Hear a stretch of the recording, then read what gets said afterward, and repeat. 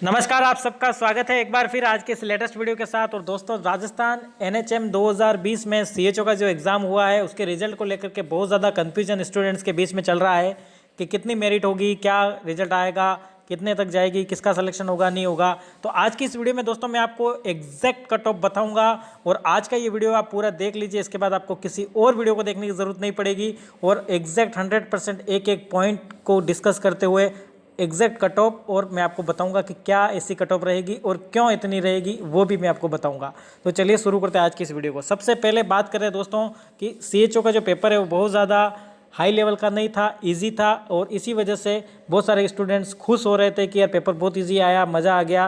लेकिन जब उन्होंने आंसर की के साथ उसको मिलाया तो उनके बहुत ज़्यादा क्वेश्चन गलत हो गए। कई सारे एक्सपर्ट्स का मानना है कि जब पेपर इजी होता है तो गलत होने के चांस ज़्यादा हो जाते हैं, और राजस्थान के पेपर में भी ऐसा ही हुआ। इसके अलावा राजस्थान में पहली बार सीएचओ में माइनस मार्किंग रखी गई, जबकि एमपी और महाराष्ट्र में जब पहले एग्ज़ाम हुए उसमें माइनस मार्किंग नहीं थी। इस वजह से भी मेरिट के लो होने के चांस बढ़ जाते हैं दोस्तों। तो आज डिस्कस करेंगे आज की इस मेरिट के बारे में।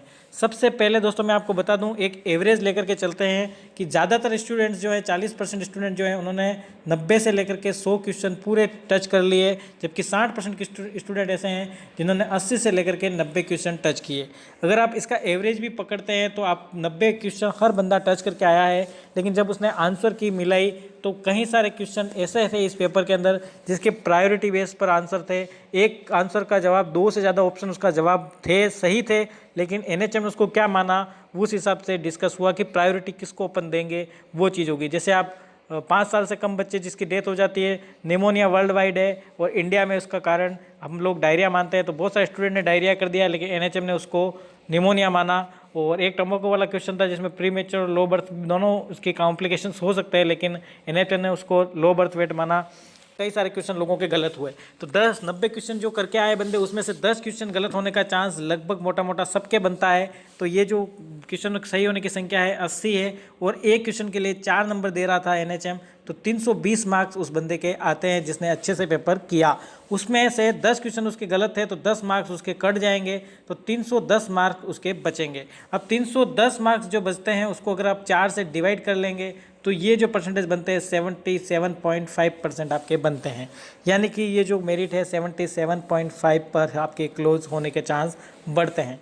यानी कि अब टैलेंटेड बच्चों की बात कर लें तो NR/UR में मानूंगा जनरल रिजर्व कैटेगरी जो है, इसको मैं जनरल नहीं बोलूँगा, इसको मैं अनरिजर्व सीट बोलूँगा, क्योंकि इसके अंदर जो ST SC और OBC के जो भी टैलेंटेड लड़के हैं जिनके परसेंटेज हाई हैं वो भी इसी के अंदर सेलेक्ट होते हैं, और अपनी कैटेगरी की सीट किसी और स्टूडेंट के लिए बच जाती है। इसलिए जनरल नहीं माने इसको, क्योंकि इसमें केवल जनरल सेलेक्ट होते हैं ऐसा नहीं है, इसमें सभी बच्चे आएंगे अनरिजर्व कैटेगरी के। तो इसकी जो मेरिट है वो 75 से लेकर के 85 के बीच में आपके रहेगी। ये आप 100% लिख लीजिए।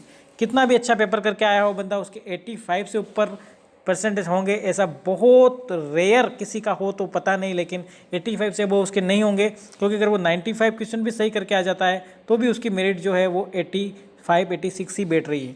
तो इसलिए इसके ऊपर होने के चांस नहीं है। तो अनरिजर्व कैटेगरी की जो सीट है वो 75 से लेकर के 85 के बीच में रहेगी। 75 से कम अगर किसी जनरल स्टूडेंट के नंबर हैं तो उसका चांस लगभग कम है, क्योंकि अनरिजर्व कैटेगरी के अंदर दूसरे बच्चे भी सेलेक्ट होते हैं और वो सीट भर जाती है। अब बात करेंगे ओबीसी की। ओबीसी सीट का जो रेशो रहेगा वो आपका लिख लीजिए आप, 70 से लेकर 75 के बीच में रहेगा, बहुत ज़्यादा नीचे नहीं जाएगी, क्योंकि टीएसपी एरिया के अंदर ओबीसी और जनरल दोनों को एक ही कैटेगरी से गिनते हैं, उनको अलग से उसका बेनिफिट नहीं मिलता है। इसलिए 70 से लेकर के 75 के बीच में ओबीसी की कट ऑफ रहेगी। अब इसमें बात करते हैं एसटी की और एससी की।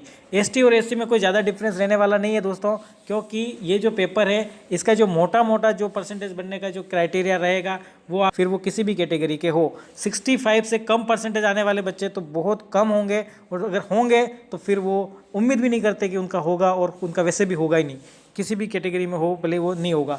एसटी और एससी की जो कट ऑफ है वो आप लिख के ले लीजिए, 65 से लेकर के 70 के बीच में रहेगी, इसके नीचे नहीं जाएगी 65 के, क्योंकि कोई भी स्टूडेंट है उसके 65 क्वेश्चन तो सही हुए ही हैं।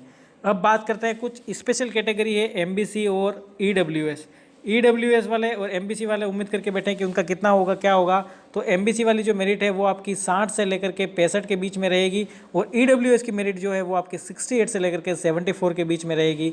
इसके अंदर भी कितने बच्चे 68 से नीचे नहीं आएगी, ये आप गारंटी के साथ लिख के ले लीजिए। अब 74 से 68 के बीच में अगर ज़्यादा बच्चे हुए तो हो सकता है 69 वाले का भी ना हो, ये हो सकता है। तो ये जो मेरिट है वो इतनी ही रहेगी कि ऐसा नहीं होगा कि 65 वाले को हो जाएगा, 45 वाले का हो जाएगा, मैं ST हूँ SC हूँ तो मेरा 55 में हो जाएगा। ऐसा उसमें कुछ नहीं होने वाला, क्योंकि पेपर इजी था। सब लोगों ने 60 क्वेश्चन तो लगभग किसी की बंदे के सही हैं। अगर उसने 80 क्वेश्चन किए और 60 अगर वो सही करके आया है तो 220 मार्क्स उसके बनते हैं, तो भी वो 55% तक रह जाता है। इसलिए 65 से नीचे मेरिट तो जाएगी ही नहीं, ये तो आप पक्का मान लीजिए। तो यही मोटा मोटा रहेगा आपका। जो खास बात रहेगी अनरिजर्व कैटेगरी, जो इसकी इसका इंटरेस्ट सबको होता है, तो ये मेरिट जो है वो 75 से लेकर के 85 के बीच में रहेगी। जब रिजल्ट आएगा मिला लीजिएगा, नीचे कमेंट कर दीजिएगा, वीडियो सेव करके रखिएगा, आपके कमेंट का रिप्लाई ज़रूर करूँगा। वीडियो पसंद आए तो लाइक कीजिए और शेयर कीजिए। आपका दिन शुभ हो, धन्यवाद।